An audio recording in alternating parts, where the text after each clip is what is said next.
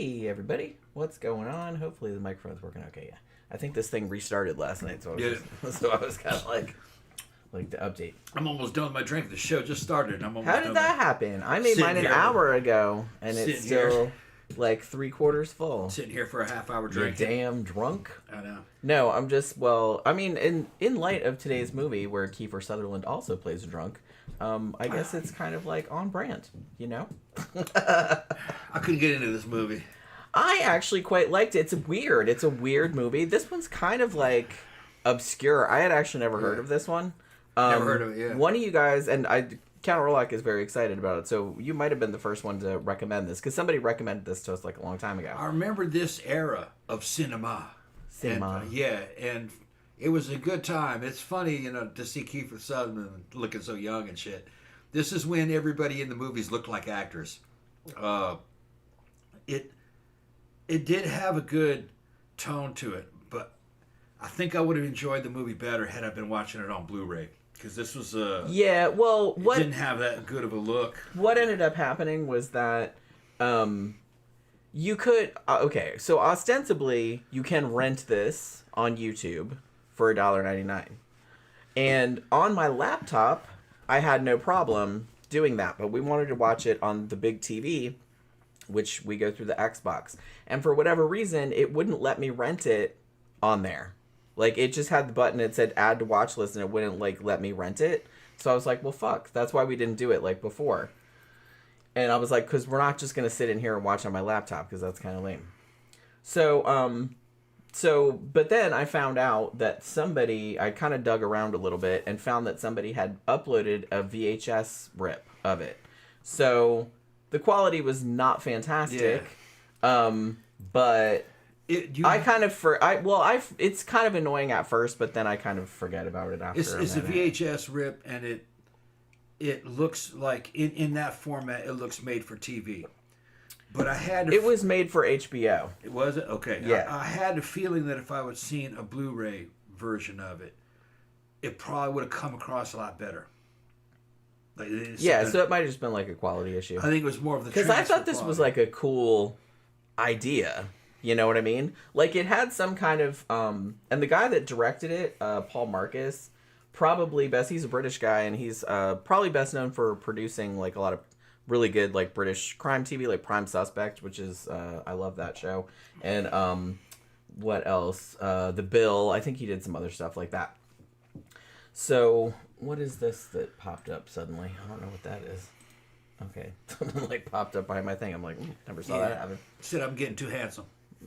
Who said that? It was a warning. It said I was getting too handsome. Oh, is that what it was? Yeah. We're gonna have to shut you down. Gotta shut down. I'm sorry, the hotness can't be contained. Gotta shut it down. Shit. But yeah, so I think when y'all recommended it, you said it was called The Eye of the Killer, which I think that's the title it goes by in the UK, but for whatever reason in the US it's called After Alice. Both of those make sense. I think Eye of the Killer is probably a better title, even though it's slightly more generic. The thing about it being called After Alice, though, it does actually tie in with the plot, and also the plot of it is kind of tied a little bit to Alice in Wonderland. They keep it fairly subtle. Not that subtle, because the serial killer at the heart of the story is actually called Jabberwocky. And also... I didn't even realize this until I was thinking about it later. When Kiefer Sutherland's character, how he gets his psychic powers, he chases a dude wearing white into, a hole in the wall, like the White Rabbit. You know what I mean? So I was just like, oh, okay, duh, I see what you did there. You know what I mean? But they didn't make a big deal out of it, which I thought was kind of cool. So there's, references to the Red Queen and stuff like that. But like I said, it's not super overt. They keep it pretty much on the DL. So...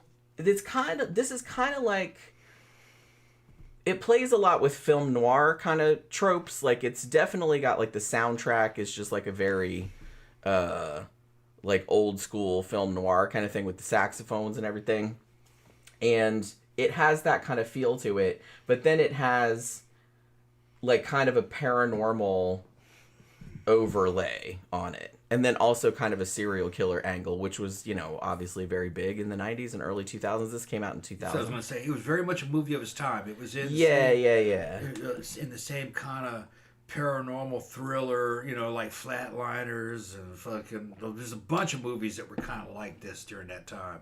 Yeah. Fucking... shit, name some more of those movies that were kind of like this. Well, what, like serial killer movies? Yeah, the Seven Deadly Sins. What was Seven. that? Seven. Called Seven. Yeah, shit like that. This one, in a weird way, this one kind of reminded me of the one with the Dark City. Is that what it's called?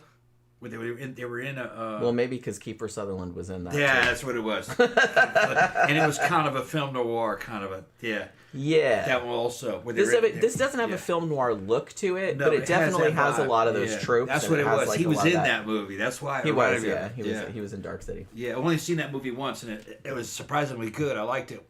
I thought you would like it because I'd seen it a couple of times, and I was surprised you'd never seen it. Yeah, I'd never seen it. But yeah, so honestly, Kiefer Sutherland, he's playing, like, admittedly, like, kind of a cliched character, like the kind of world-weary detective who's seen it all, and he's just... Seen it all. He doesn't want to be bothered, and it's like he doesn't want any attachments. Like, he lives in this kind of shitty apartment. He's a total drunk. He's Deckard, basically. Yeah, it's that kind of thing. Yeah. But I really liked the way Kiefer Sutherland played him. Like, he didn't phone it in or anything like that. He actually made him like an actual, like, sympathetic character, which I thought was kind of cool. And he has like the most film noir detective name ever, Mickey Hayden. I was like, yeah, that's pretty, because I guess like Mickey Spillane kind of, yeah, it kind of sounded like that. So at the beginning of the story, he is at the liquor store, as he often is, and this guy like actually steals his bottle of liquor, and he just can't abide that, which I get it, you know. And so he chases the guy. Like I said, this is the thing where the guy is like wearing white, and then he goes in this big back alley or something, and he pulls this little thing, and he crawls into this hole, essentially. Like I said, like White Rabbit, Alice in Wonderland kind of vibe there. So he goes in there and he chases the guy, and he ends up falling like through a hole in the floor and like busting his head like on the concrete floor. And because he busts his head, he suddenly starts to develop essentially psychic powers. It's, I guess it's, what is that called?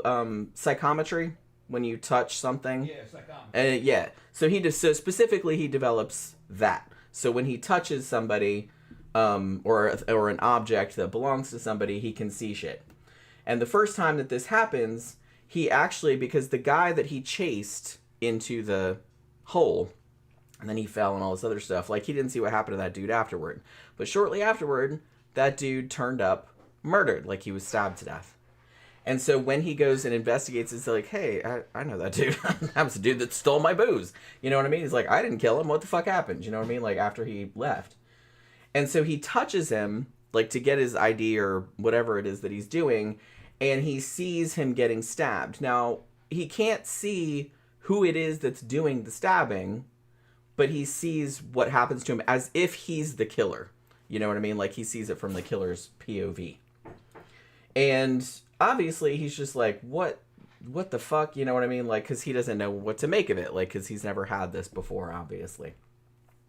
Now, because of his alcoholism and because of his weird behavior, like, he hasn't been sleeping much and all this other stuff. And it's also kind of established later on that his wife has, I don't know how recently it is, but his wife has left him and is actually, like, now shacking up with his boss, who's, like, it's the chief of police, whatever. I don't know. I guess he was, like, chief of police or something. He's the dude's boss because he tells him what to do.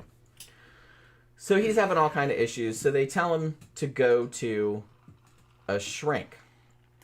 Now, prior to this, he's actually drinking in a bar. It's actually pretty funny because he's drinking in a gay bar, and this dude comes up to him and he's like, you know, you're in a gay bar, right? He's like, yeah, I know. My friend owns the place, and I just come in here to be left alone, and everybody leaves me alone, and, you know, and I was like, that's kind of cool.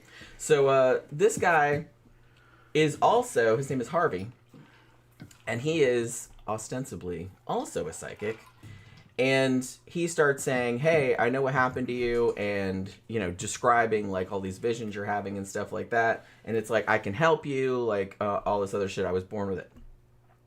And, of course, Kiefer Sutherland is not having that, because he just thinks this is all bullshit. He's like, please leave me the fuck alone. Although the guy does say that he saw the person that stabbed the guy in white. So he takes him down to the station, and then it turns out that he's like, oh, he's a psychic. And he's like, oh, fuck me. You know what I mean? So it's like that kind of shit. So they're going to send Kiefer to the shrink. And so he calls to make the appointment, but somehow he ends up at this weird, creepy mansion. And there's this woman working there, Dr. Swan, who is a parapsychologist.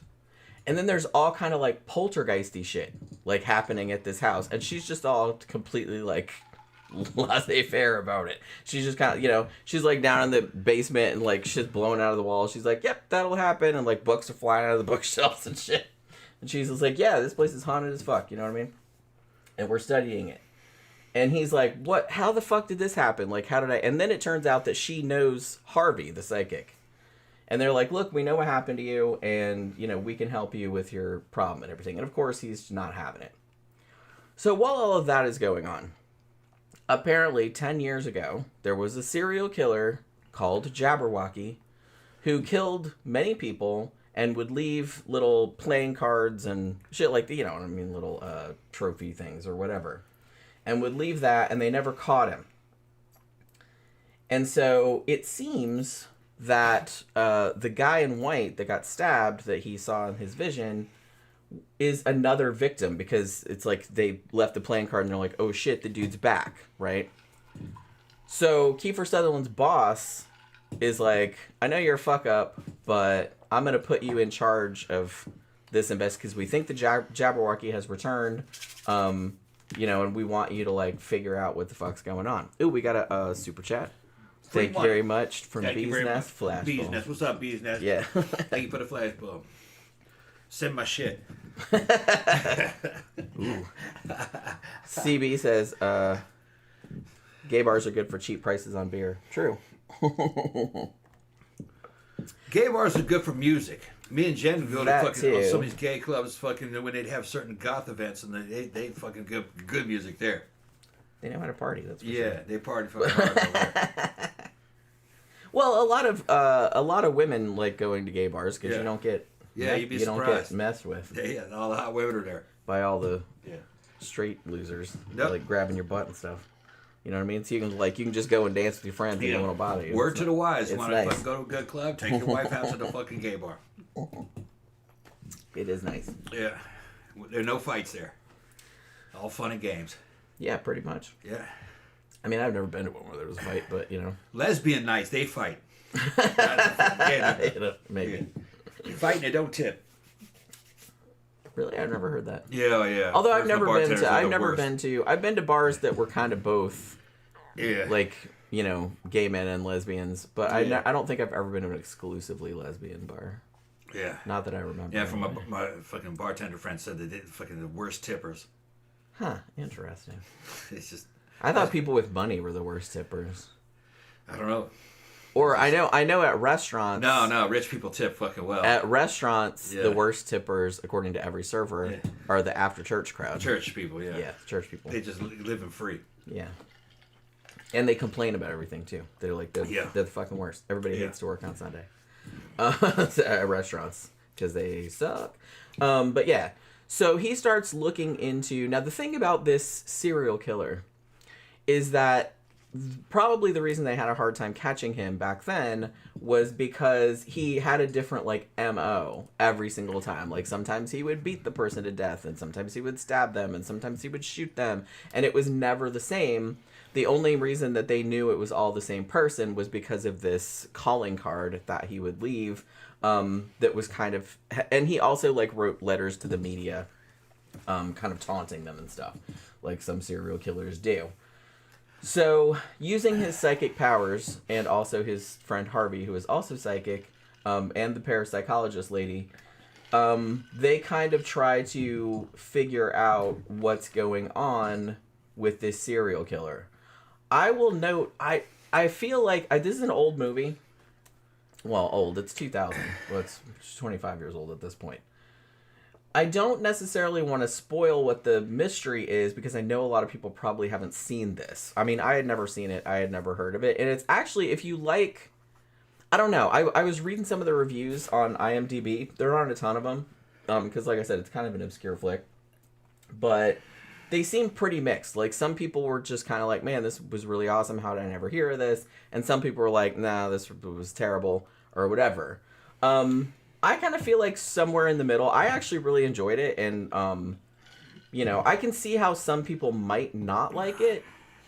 It is... I don't know if the tone of it is strange. The editing of it was a little strange. But not in a bad way, necessarily. You could tell that a British guy made it. You know what I mean? Like it was... I thought the movie had potential. I was watching it. But I really got the feeling that I wasn't seeing it the way it was intended to be seen. Yeah. Because we were seeing a rip of it. And the VHS rip. You remaster this bitch... Put it in Blu-ray, fucking the proper fucking aspect ratio. It probably looks really good. Yeah, and actually the cinematography was quite nice. Yeah. All the acting was good, I thought. Like, it had some humor to it, but it wasn't, like, over-the-top funny. Like, it had some kind of sarcastic sort of humor to it. And the psychic character was kind of funny, but not, like, over-the-top wacky funny. But, you know, just, I guess, like, Kiefer Sutherland's, like, attitude about, like, everything that was happening and all of his, like, asides and stuff were kind of funny. If it was made for HBO back in these days in the 90s, then it would have a similar to a B-movie budget. And if the direction was good, then it would have similar quality. I'd like to see a Blu-ray rip of it. Yeah, I'd be interested to see this in decent. Because, like I said, it was just kind of, like, happenstance that I was like, oh, well, someone uploaded a VHS rip, which... I don't, you know, the quality of it doesn't usually bother me after a few minutes. Well, it doesn't take much for me to fucking get into it as long as everything's right. Just because it's a B movie doesn't mean I ain't gonna like it. Oh, fuck no. My favorite movies are some kind of B movie. They were mid-budget, but they were done right. You know, fucking like a lot of Blumhouse. That studio. Making masterpieces, man. Upgrade was a fucking masterpiece. I own that bitch. Watched it the second time, and I was like, a viewer sent it to me, and the first time I saw it, I liked it, but I forgot about it. Watched it again, and I was like, oh yeah, no, this is fucking a masterpiece. And at the end, Blumhouse. Yeah. I was like, I told you, those mid-budget movies, man, they are consistently good. And some of them are masterpieces. I've never seen a bad one. But some of those high-budget movies, you got, oh, come on. You know what I mean? Like, well, they had all that money, and that's what they made. You know, I mean, some of them aren't bad. They're just not that, they don't stand out that much. They don't stand out. They're very much, you know. Cranked was an action movie. Mid-tier budget. Fun as fuck. That was very fun. Cranked, yeah. Because it was a decent premise, you know. So it doesn't have to be a high budget movie. Well, we've said that lots of times, and that's kind of why I tend to prefer it's the writing. Horror movies and things like that is just because you usually get kind of mid budget, you know, sub 10 mil. Some of them not even that much. Some of them sub 2 mil. Yeah. And you can make like a fuck ton of money back on that if you make something good because you don't need a fucking bajillion. It's just gotta have good writing. Yeah, you don't need a bajillion. It's gotta have good acting. Great direction. Great edit. Got to have a good fucking score, great shot composition, and it has to have a gestalt. It has to have a feeling to the movie, you know, fucking the way it looks, you know. So some of the Italians, the old Italians, were big into that. Fucking Dario Argento and all those guys.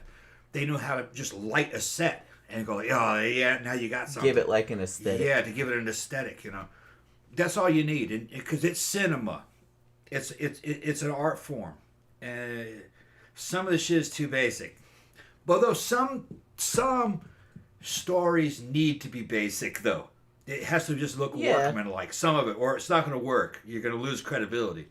But a story like this that has paranormal angles to it, it needs to have a great shot composition, a good fucking score, and the way the sets are lit.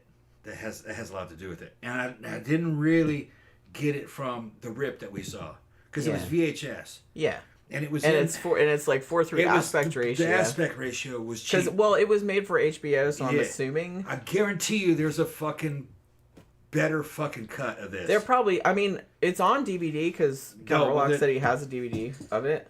It came out on Lionsgate. So. Does the DVD version, is it in television aspect ratio or is it in movie? Yeah, because the one on YouTube is. Because if it was in a movie aspect ratio and in movie definition, I think I'd enjoy it a lot better. I did really like that the paranormal aspects of this were kind of treated as. It was kind of like grounded. I kind of liked because it was kind of funny. Like the first time he shows up at this mansion. And he's like, what the fuck am I doing here? I thought I was going to the shrink. And then, like, there's this parapsychologist woman there, like, for no reason. And there's just, like, paranormal shit going on. And she's just, like, completely, like, not even alarmed about it. He answered. Yeah, he said it's widescreen. It's widescreen, okay, yeah. It'd be that's what I figured. And he was saying A24 horror movies are great. Yeah, they are. Yeah. They're good. A24 is a small budget studio. And everything I've seen from them was at least good. Yeah. Some of the shit, great. A few of them, masterpieces. Yeah. A24, bro. That's Blumhouse and A24, they're like the future. Big budget Hollywood, they're not making, they can't pull their own weight anymore because the budgets are too fucking big. Yeah, I mean, making a movie, and you're kind of shooting yourself in the dick when you're doing that. You know, it's like, if you want to make a $400 million movie, that's up to you. But it's like, you know how fucking difficult you ain't gonna make any money. Every motherfucker in the world is going to have to see that movie to get your money And you're going to get your ass kicked by a fucking mid-budget movie that was done real well. That's what's been happening. So that's all. Like I said, I'm not, hey, if you want to spend that much money on your movie, that's fine. But you don't need to. Story is king. You don't need to. Story is king. And honestly, speaking of A24, I just put up, because I think Bring Her Back was, pretty sure that was A24, and I just put up a review of that the other day. I'm going to put up a review of another one that wasn't A24, but was a smaller budget horror movie, Norwegian, actually, called The Ugly Stepsister. And I watched that over the weekend, so I'm going to put up a review of that sometime this week, probably, because I thought that was great. It was kind of like, it reminded me a little bit, and this, don't take this too seriously, but the theme of it reminded me a little bit of like The Substance, because it was like a body horror, but it's based on Cinderella, kind of, but like the Brothers Grimm version. But it was a lot of fun. I really liked that a lot. And Tom Baker says, mid-budget movies are great, like Stir of Echoes. I will go to bat for Stir of Echoes because I feel like that poor movie, and I've said this before, got so ignored because it came out like right around the same time as The Sixth Sense, which made all the fucking money. And everyone just kind of forgot about it. I rewatched it like probably like 2 or 3 weeks ago, and it's still fucking great. If you haven't read the book is good too.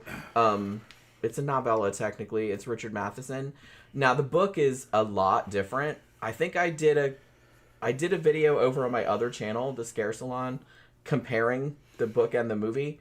The movie, I would almost go as far as to say it's an in-name-only adaptation. It's that different. The core story is the same, but like pretty much all of the details are different. Yeah, a lot of the good movies are mid-budget. Yeah. Because they're done right, though. You know, fucking The Substance, great example. Fucking Companion, great movie, man. I fucking loved that. Fucking great movie. And it was that's mid-budget. Definitely going to be one of my favorite movies. Yeah, that's another one I want to own. I want to own Megan 1. I like that one. I haven't seen Megan. How's the second one? I haven't heard a lot about it. Yeah, I heard it wasn't that good. It's free. We can watch it. I mean, I heard it's not that good. I haven't really heard anybody talking about it. Yeah. I'm trying to see, because it's getting toward the end of the year, so I'm kind of trying to see a lot of like new horror movies that I missed, like from this year. So if I have enough movies at the end, I mean, I know I already have at least 10. Yeah. I can think of them off the top of my head right now that I've seen this year that I really liked. Those 2 Australian movies were good, even though they weren't quite new. That one was new. Dangerous Animals was new. That came out. Good. That came out this year. Yeah, I liked that. Very good. That was a good movie. And that was another one where the budget wasn't fucking Yeah, that wasn't a huge I think it budget. was under $2 million. That was a fucking awesome movie, man. Had that come out in the 80s or the 90s, it would have made fucking $1 jillion. They would have like, yeah, everybody would have loved it. Yeah. And then it would have gone on to cable. Like I said, great idea. So, it was a good idea. And it wasn't revolutionary. It was just stuck with the fucking basics. Tell a good story. Everything doesn't have to be original. I mean, that was the original concept. Everything's been done. Yeah, they did it the right way. But they did it in a familiar way, the good storytelling. Yeah. But the Australians been doing good lately. Yeah. They make some really good horror movies, actually. For some reason, I've ended up with, because we did Wolf Creek last week, and we did Dangerous Animals, we did The Loved Ones, so we've been doing a lot of that kind of stuff, but yeah. This, so, I don't know. This movie, it's interesting for sure. I'm kind of wondering why it's quite as obscure as it is, especially because Kiefer Sutherland is in it, and he's, hugely famous. And this was only... When the fuck did Flatliners come out? I guess that was that was 1990, wasn't it? Yeah. That was a while before this one. Yeah. But he's, like I said, he's hugely famous, so it's and I know he was in a lot of stuff. But I don't know. I thought the idea of this one, I will say that the resolution of the mystery strained credulity a bit. It could happen. It's not crazy, but I was just kind of like, well, okay. You know what I mean? Australia Sess is in here. What's up, Sess? How you been? Hey, what's up? Yeah, Tom Baker said, yes, that's right. Sixth Sense got all the attention. It had the same release date as Stir of Echoes. And that's the thing. I saw both of those movies in the theater within a week of each other. So I know that they were out at the same time.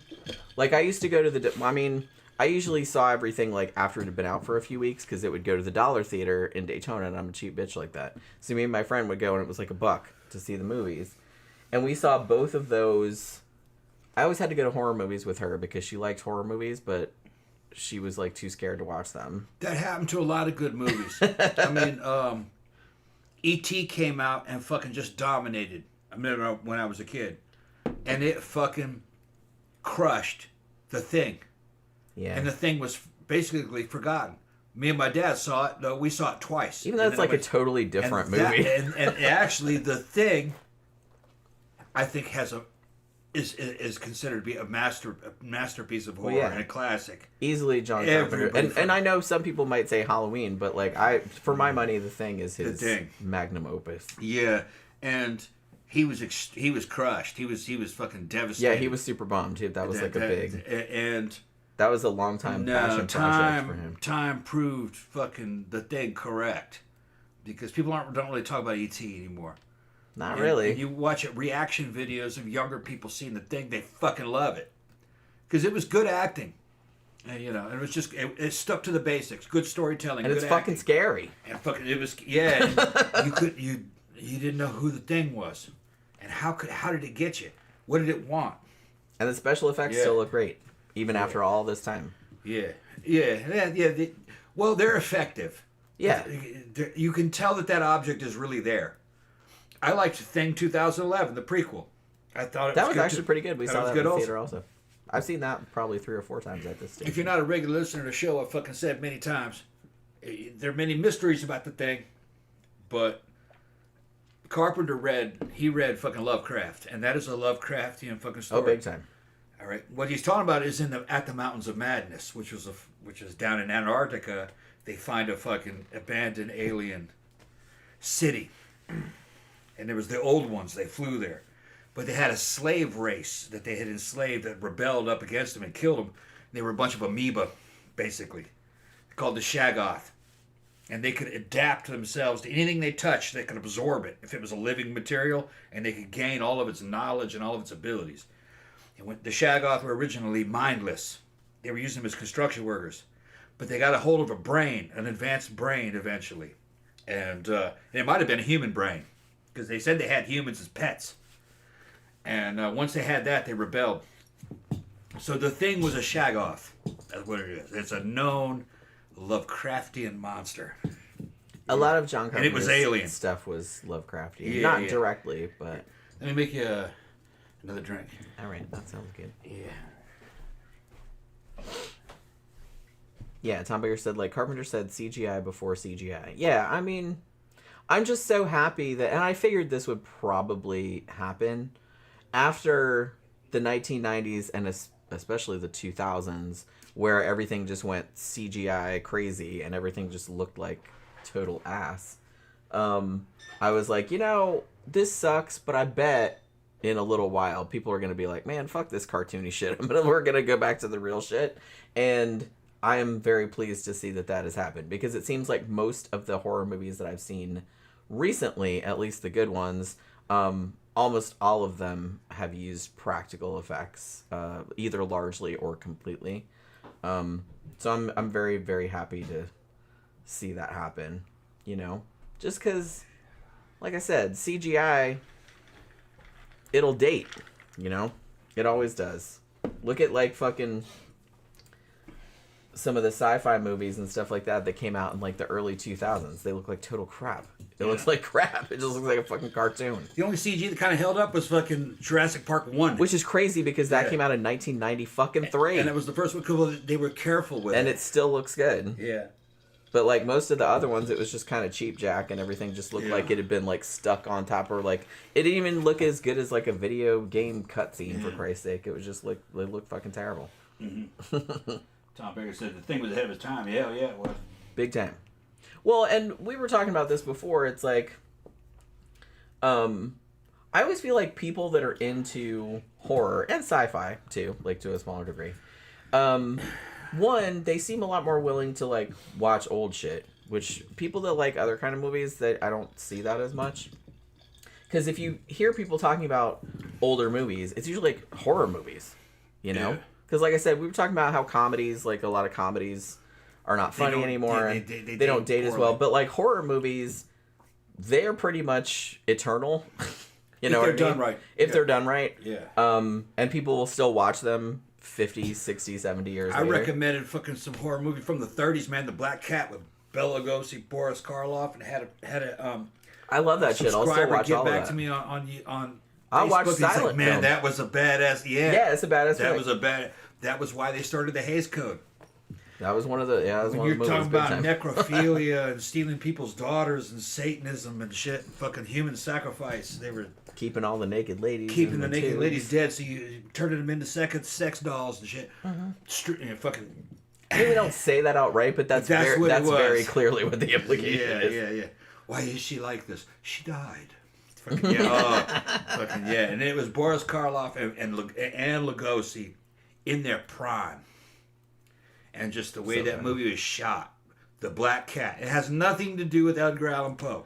Like, they stuck a black cat and, like, a black cat walks across the hallway. Oh, look. And that's about it. It doesn't have anything to do with the black cat, like, walling up the cat or anything like that. No, it's about a dude fucking named Vitas Veltigast. And he's a fucking... I think he was a Czechoslovakian soldier, wasn't he? From one of the wars that they had. I don't even think... Was it World War One? And he's finally released... I thought it wasn't the Crimean War or some shit like that. No, World War One, I think. I don't even remember. Crimea, that was the 1800s. Well, that's what I thought. But I thought it was set earlier. I think it was World War One, and he gets released from the Kugal, which is like a military prison. He survives it, and he's looking for his wife, but it turns out his commanding officer had her, and fucking he tracks down his commanding officer, who was a Satanist, and fucking sacrificed his military unit on the fucking certain ground to consecrate his new fucking palace that he's going to make after the war. And when he gets there, because not only his wife is dead, and fucking his commanding officer now has his daughter as one of his brides. It's fucking badass flick, man. And fucking Boris Karloff plays the fucking Satanist. And he's rich, fucking got all these satanic fucking followers and stuff.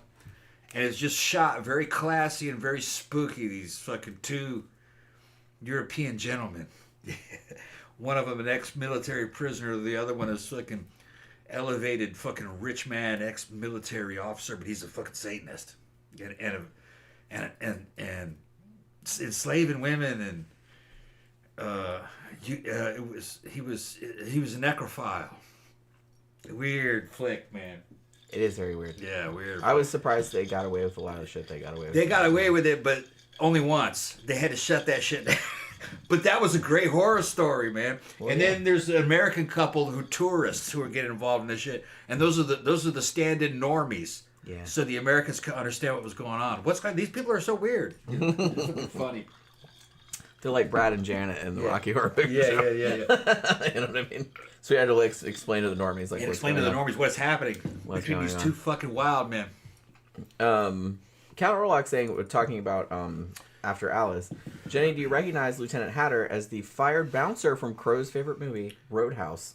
The regular Saturday night thing. I did not. I haven't seen Roadhouse in such a long time. So many actors that were in this movie were like familiar, and I was like, where the fuck have I seen that person? And it's like, then I like forgot to look it up. But we reviewed Roadhouse, didn't we? Pretty sure they remade it. I didn't watch What comes to mind? I didn't watch. There was another. Wasn't there another fucking movie that he made? Who's the guy who was starred in Roadhouse? Patrick Swayze. Patrick Swayze. Wasn't he in one about a bunch of Cajuns? I think it was Cajuns or something. Oh, Cajun, I think I know what you're talking about.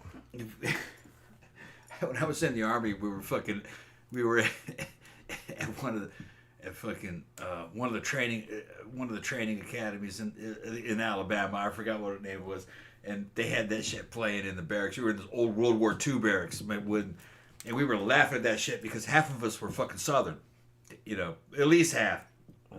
And it was just all the stereotypes that was in that movie. Can you guys remind me? I think I know what you're talking about, but I'd like to see it again because it was cheesy as fuck. I think it was Patrick Swayze, and then they had all these fucking fake ass Cajuns and shit, and half of my cousins are Cajuns. Fucking funny. Oh, Tom Baker said, I liked Good Boy. I've been hearing a lot of good stuff about that. Like, I saw the trailer. If you don't know, it's new. It's a horror movie from the point of view of a dog. But the trailer looked pretty awesome. What's it called? Good Boy. Oh, yeah. That looked good. That did look really good. Yeah, we saw that. We saw the trailer in the theater when we went to see Weapons. Yeah. And I was like, that looks good. I was like, we should see that. Maybe we should. Weapons was pretty good too. I loved Weapons. That was another one. That was another one where I'm saying these mid-budget movies kick ass. I liked Bring Her Back slightly better, but I don't know. It's pretty. But like I said, a lot of good horror movies have come out right this year. now in 2025, and probably been this way the past 3 years in the U.S. If you want to see new movies, you want to see these mid-budget horror flicks. From Blumhouse or A24. Well, I mean, that's what I'm gonna go see anyways. That's where the viewing experience is. A lot of the other mainstream shit is just like, what? It's just lame. Oh, Oracle said the Patrick Swayze movie you're thinking of is Next of Kin. That's Next of Kin. That's Next of Kin. Yeah. Except they weren't Cajuns; they were Appalachian. Yeah. No, these were Cajuns. No, it's the wrong one then. They were from That's Louisiana. the one. No, that's the one they're talking about, though. I think I might have two movies merged together. Yeah, there was another one that had a bunch. That might have been a fucking Steven Seagal movie with a bunch of Cajuns. Yeah, I think might have been a Steven Seagal. Because didn't he play a fake Cajun a lot of time? I think so. Because I'm a Fake Steven Cajun. Seagal fan. I don't know if I. So I think it might. I thought it might have been Patrick Swayze, but it might have been Steven Seagal. It had Cajuns in it. And that sounds more like a and it was Steven Seagal Cajuns fighting joint. the Italian mafia. That definitely sounds like a Steven Seagal. Cajuns fighting the Italian mafia from New York. Okay. In Louisiana, in the bayou. Yeah, that's Steven Seagal. Yeah, I think it might have been Steven Seagal. Yeah, with Tom Baker, everybody's talking about old movies they like. My favorite is The Leopard Man from 1945. Now, was that Jacques Tourneur? Was that the Val Lewton? Was that the same guy that made Cat People? Because I thought that was the same as Cat Good People. movie, man. And I the walked original to, Cat. We need to see the second Cat People. Well, it's on Amazon Prime. The remake with Natasha Kinski and I haven't seen it Malcolm forever. McDowell. Yeah. Because I was gonna do it for a review, but I'll write it down. You used to see it when I was a kid, but it was when it was I on saw it cable. all the time. And I don't think I was quite old enough to catch everything, and I don't really remember everything. I just remember how hot Natasha Kinski was. That's all he remembers. Yeah. And fucking, I think that didn't have Malcolm McDowell in it? Malcolm McDowell's in it, yeah. And it had, and little clips of David Bowie singing fucking the Cat People fucking song. Putting out fire with gasoline. Yeah. That's a great song. I love that fucking great album. And Tyler also said, I Walked with a Zombie, 1944. Yeah, that's a great fucking movie. I don't think we've reviewed that one either. No. We really need to get to it. We need to get to that one. You guys are giving us ideas for the shows. And also, he said Dead of Night from 1945. That is also fantastic. And I wrote that down as well because I've been wanting to review that one for a long time too because I really like that movie. And then Count Orlok said I showed up late last Friday, but I recommended Jess Franco's Faceless from 1987 as sleazy and gory. Yeah, I wrote that down. I just forgot. Like, I actually sort of got organized the other day. Some people think I'm organized, which is hilarious, but I'm really not. It's like everything is just like barely controlled chaos. I write down everyone's suggestions on these tiny little scraps of paper that I have over here, and then the scraps of paper just like pile up. And then every now and then I'm like, oh, probably when it's in the way, I should go through this pile of scrap paper and write down all of it. And by the time I write them down, sometimes I forget what they are, so I have to Google them.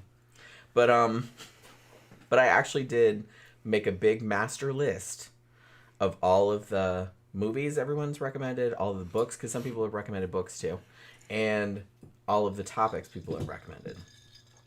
So I'm going to try and keep it all together from now on, because I hate having little piles of paper everywhere, you know? But yeah. Yeah, next of kin. Let me see. Yeah, we're just talking about Good Boy. Like, that's, yeah, he said it'll be available to stream on Friday. I mean, you probably have to pay, but... well, I'd pay to see that. Yeah. I mean, like I said, the trailer looks good. Yeah. Is it in the theater? Yes. I think it is, yeah. I wouldn't even mind going to the theater and seeing it, yeah. If the time works out. Yeah, I mean, we could... And what the... Because you could probably see it in the theater cheaper than you could fucking rent it. Yeah, it depends on the rent, yeah. Sometimes they want you to buy it, and it's like $25, $30. But yeah, what would it cost to see it in the theater over here? I mean, if you see it in the theater during the day... 20 yeah, it's usually like $15 each or okay, well then it might be easier to just buy it. Yeah. But I do like to go to the theater every now and then. I do too. I mean, it's far, like, yeah. But you know what I mean? Make a day of it, though. You need to get out of the house every now and then. No shit, right? I mean, I like working from home, but sometimes you got to get out of the house. Sometimes I feel like I don't leave the house for days at a time. Well, it doesn't feel like that. I actually don't leave the house for days at a time. Neither do I, though. Well, that's true. That's true. The thing is, though, I mean, but you went to the store today. I'm doing motorcycle parts and shit. I'm building stuff and doing lawn and crap like that. Yeah, I'm like working. She's sitting right here at her desk. Here to turn that time. So it's a little harder on her. Yeah, just like I'm working at my own pace. I don't have anybody telling me what to do. Yeah, I mean, you know, I don't. It's not. I don't have people telling me what to do, but I do have to do certain things clients. By a certain time and shit like that, and I have to keep track of all my hours and stuff like that because I get paid like freelance. You know what I mean? Tom Baker also says, the director of Eyes Without a Face from 1960, which I reviewed on my other channel, made a powerful short movie. I love Billy's song, Eyes Without a Face. Go ahead. I love the movie. Yeah. He made a bunch of short films, Blood of the Animals. They're on YouTube. Ooh, I've never seen those. And then Count Orlok said Boris Karloff, The Ghoul from 1933. I don't think I've ever seen that one, and I love Boris Karloff, so I wrote that one down too. I'm trying to see all of his movies, but he made a fucking shit ton. Yeah, and Tom Baker said, The Ghoul was great too. VR The Next Evil Dead has wrapped principal photography. Evil Dead Burn. I still haven't seen Evil Dead Rise. I know everybody told me it was great. I just haven't got around to it yet. I would like to see a new fucking Phantasm. Because Phantasm Reaver, that one, it ended in a Ravager? Ravager, that's right. It ended in kind of like a Mad Max fucking parallel universe thing. Like they were going to go somewhere else. Although it's been many years, when did that come out? That was a while back. Yeah. I'd like to see another one, though. That was a good series. Yeah, I really like all the Phantasm movies. Yeah. They're all definitely worth watching. But yeah, so we, again, went far afield from what we were talking about before. But like I said, I didn't want to spoil the ending of this one, which I normally would on a movie this old. But I feel like this is one that's kind of obscure and nobody's seen it. And it's kind of a mystery. And the resolution of the mystery is so weird that... Not weird, but... It's kind of out there a little bit. So I was like, well, I don't really want to ruin it. Because, like, I was watching it, I'm like, what?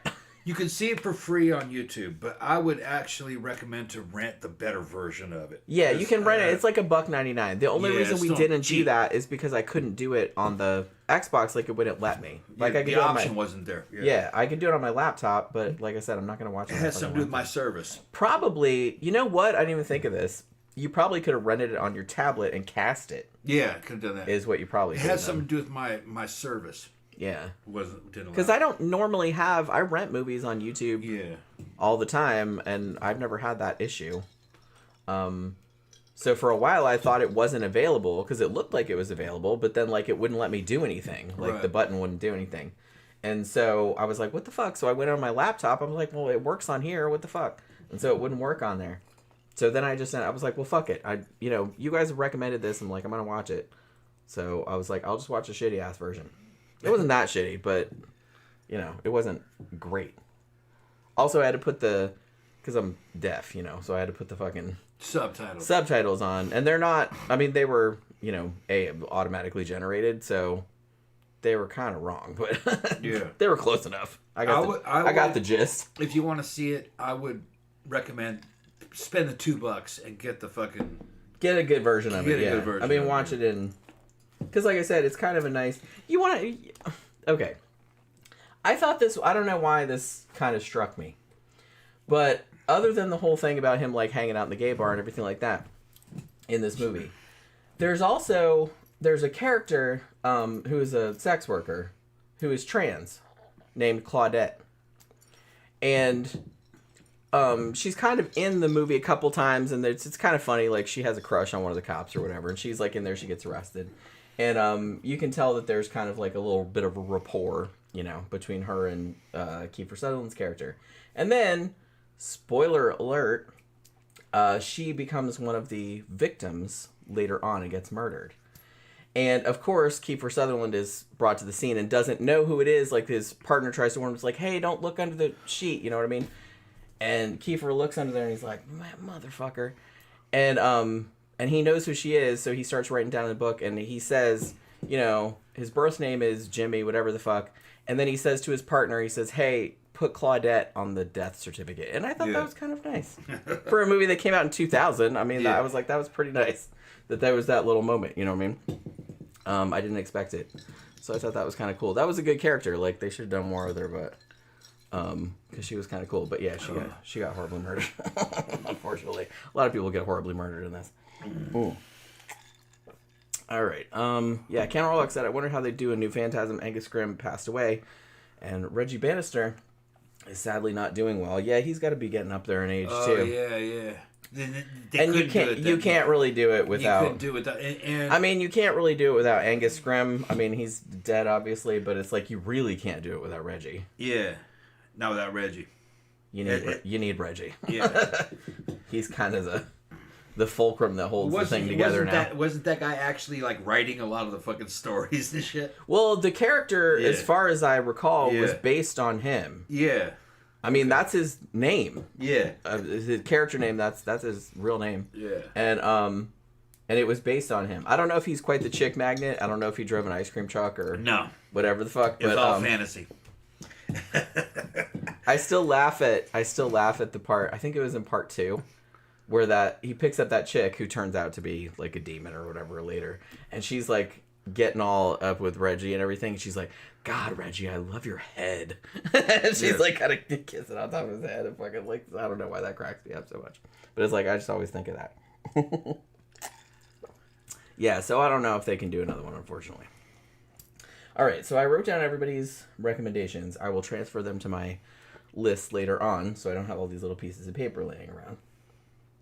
But yeah, so thank you very much. I think it was Count Orlock that recommended this movie. I actually liked it quite a bit, and surprised that I had never seen it. Kind of an unusual sort of film noir, like I said, serial killer thriller, but with a paranormal element, which I thought was kind of awesome. It's on YouTube if you would like to watch it. So I guess we will wrap it up for this evening. Doing another true crime show on Wednesday night, which are always my favorite, as you know. And this is a case I've been wanting to do for a long time. Speaking of Australia, but it's actually New Zealand, which is not Australia. But that's not. It's Australia adjacent. It's kind of close. It's Australia it's another adjacent. English-speaking islands. We're going to be talking about the famous Parker Holm murder case, which was the basis for a Peter Jackson film, Heavenly Creatures, which came out in 1994, which I believe was Kate Winslet's first film, or her first major film. Good film, by the way. I wanted to rewatch it like before we do the show, because I'm kind of familiar with the case. It happened in the 50s, and it's kind of another case too of what they call a folie à deux. Two crazy people. Crazy of people. Yeah, and it's like teenage girls. And they end up killing somebody. So man. It's a fascinating. So funny, man. I knew two fucking. I don't think they were teenage girls. They must have been 18, 19 at the time. That were around each other, and those bitches were crazy. Yeah. And they both had a huge crush on me. This is when I was a fucking waiter before I joined the army. Yeah. Yeah, I went to high school with them, with fucking Gramthers at Trenton. For a certain what. And then later on, a few years later, those bitches were fucking crazy. I can't remember the names of them. Did they kill somebody? No. Not that you know. But they were inseparable. Yeah, this is the same with these two girls. Yeah, they were inseparable, and you could tell they were crazy as fuck, and they loved me and hated me at the same time. That was a weird fucking thing. I understand. I'm not crazy, but I understand. Like I was a teenage girl. They could not stop coming over to my house, and then they could not stop trying to. Oh, I remember you telling me about that. Yeah. Hey. Now I know who you're talking about. Yeah, they could not stop coming over to my fucking house, and they would fucking insult me, and then eventually end up trying to fight, and I had to kick them out. But then they'd come right back. Yeah. Yeah, and they'd steal shit. It's almost like house. they were trying to like nag you. Yeah, and then they would steal shit. And then they would get fucking pissed off if I fucking wasn't around. As weird as shit. But it didn't have anything to do with me. Yeah. It had to do with them. A lot of it was. Well, yeah. Some of it seemed to be like them fighting with each other. Yeah. Over something about me, but I don't even know what they were fucking talking about. Because something that they said before, but they were crazy. And they weren't related, though. Well, usually it's twins. This was not. This was just two girls that met each other at school. Okay, all right, yeah. And they developed an affinity for one another and got so delusional at some point that they had their own, like, fantasy world. That's it. Yeah. That's it. That's what those girls were doing. Yeah.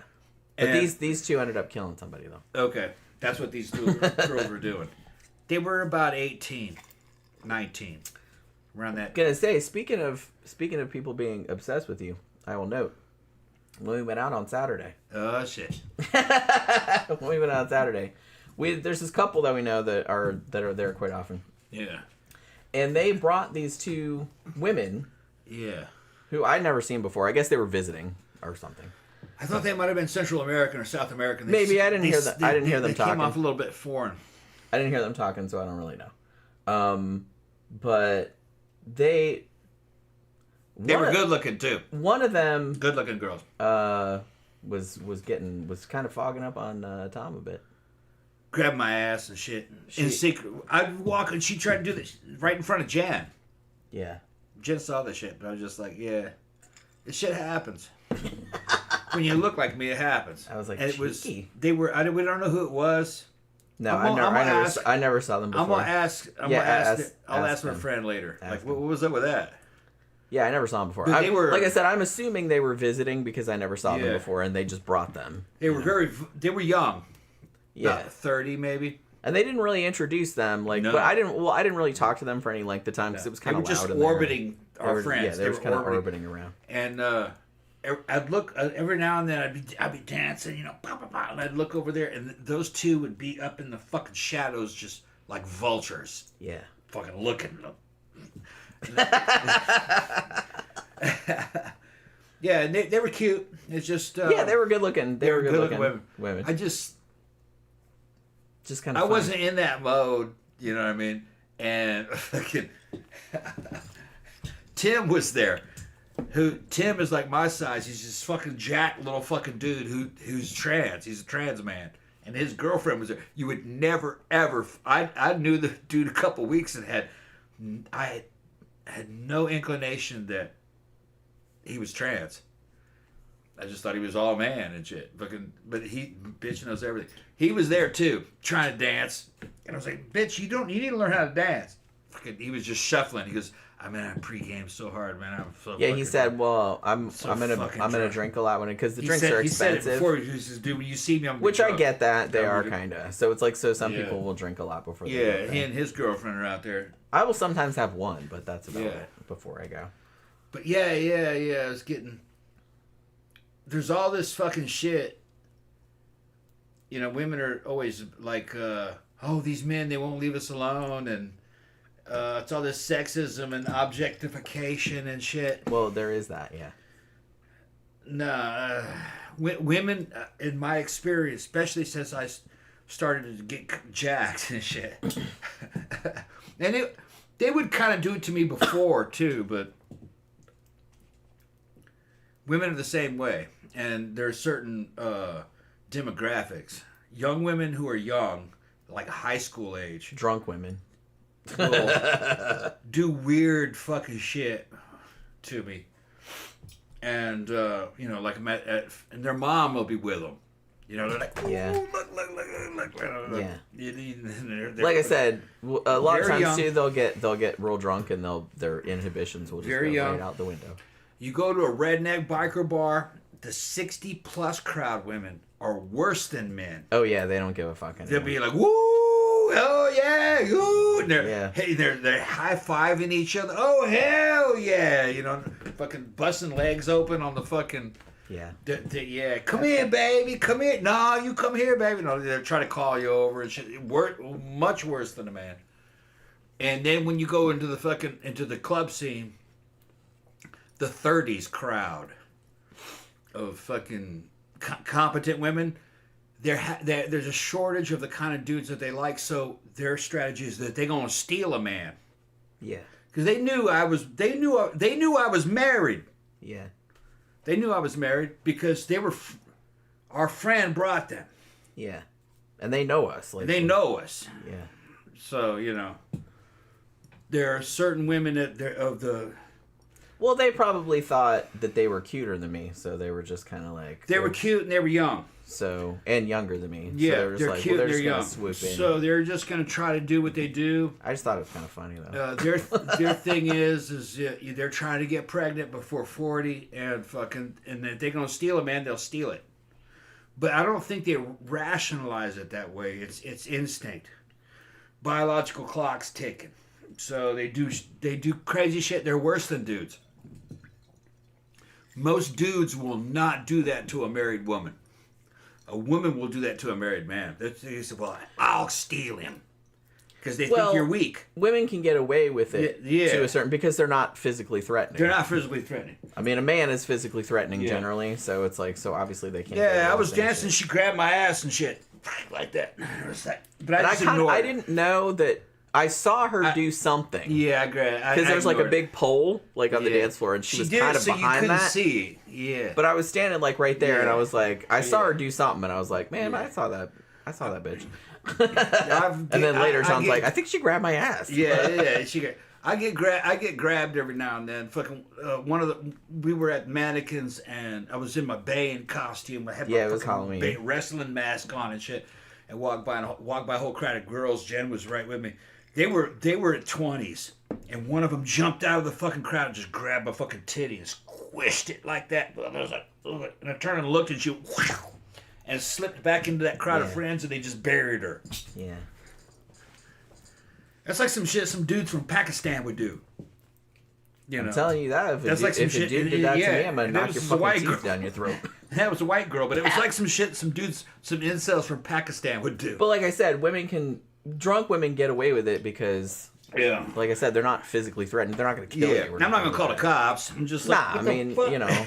like I said, they're not going to kill you or anything like that. Like, you don't know what a dude's going to do. Yeah. So, that's kind of the thing. These are bitches in their fucking 20s and 30s. I'm damn near 60. Yeah.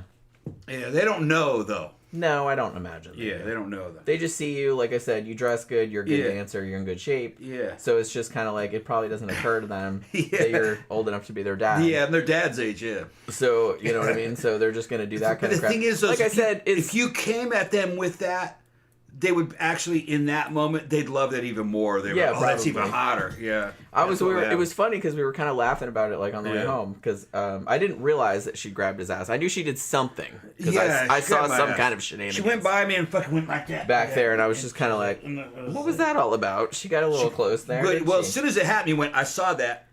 Yeah. I didn't. Well, like I said, I didn't see that she specifically grabbed her ass, but I knew she did something. Yeah. Because I saw it. Well, I felt my ass agitated.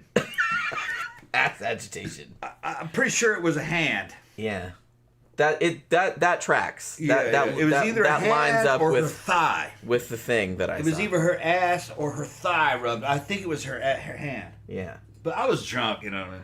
Well, yeah, we all were. But I did notice it like right away, and I was just like, I wasn't mad at you, or I wasn't mad really. Right. I wasn't mad. I just thought it was kind of funny. Yeah. But I was like, that kind of shit always blows my mind because I would never in a million years do that to a dude that I knew was with somebody. Like, it just seems really like it's disrespectful against me. Like, I don't. You're not a normie. No. Normies fucking they roll like that. It's the same ones. Thank God I'm not a fucking normie. It's the ones that will put their purses on the floor and dance in a circle and go woo. It's those. I just want to slap every single one of those people. Every now and then, you don't get people like that at Barbarella or anything. Every now and then you do, and everyone just kind of rolls their eyes until they leave. But mannequins, you get a lot of people like that, and I was just kind of like, I don't want to hit these people. It's like, and I'm not gonna because I'll get in trouble. But I was like, God, do you know how fucking annoying and obnoxious you are? Please stop doing that.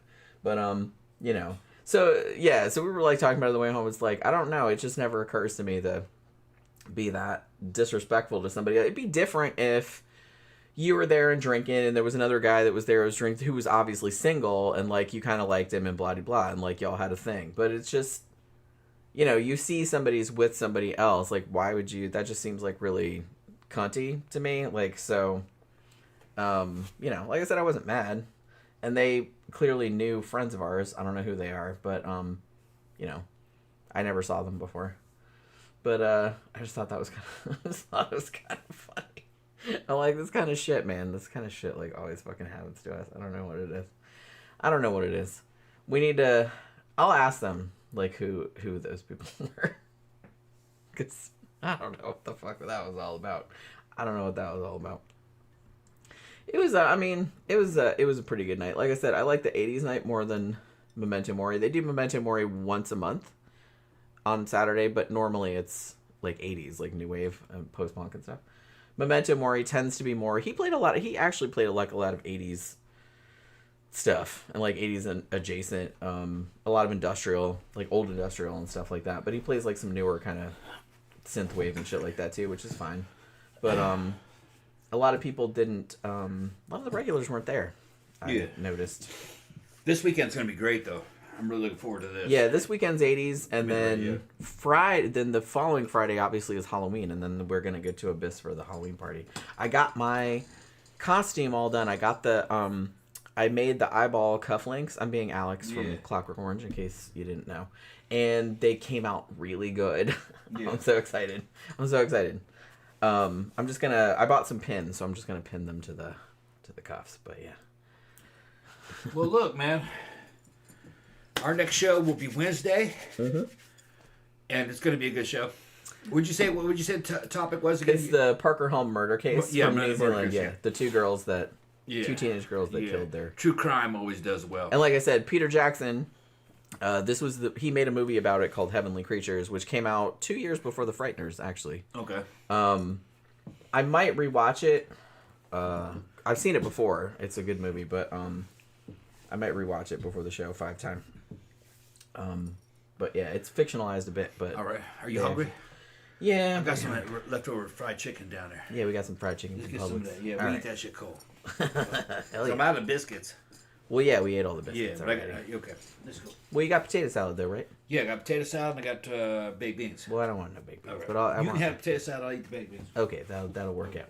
All right, so we're gonna wrap it up for this evening. Thank you everybody for hanging out with us this evening. As always, thank you for your super chats, and we will see you guys again on Wednesday night. Good